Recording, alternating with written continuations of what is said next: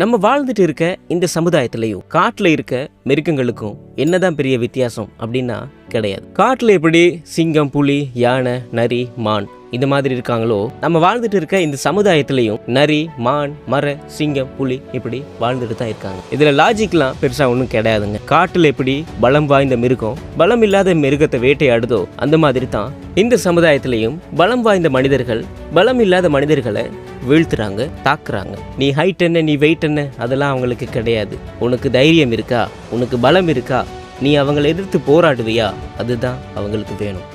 காட்டில் இருக்கிற சிங்கம் எப்படி பலமா அடுத்த மிருகங்களை வேட்டையாட தயங்காம இருக்கோ, அந்த மாதிரி இந்த சமுதாயத்திலையும் நீயும் ஒரு சிங்கமா மாறு. உன்னை எதிர்த்து வீழ்த்துறவங்களுக்கு முன்னால நீ பலமாயிரு. என்னைக்குமே அதுதான் உனக்கு கை கொடுக்கும்.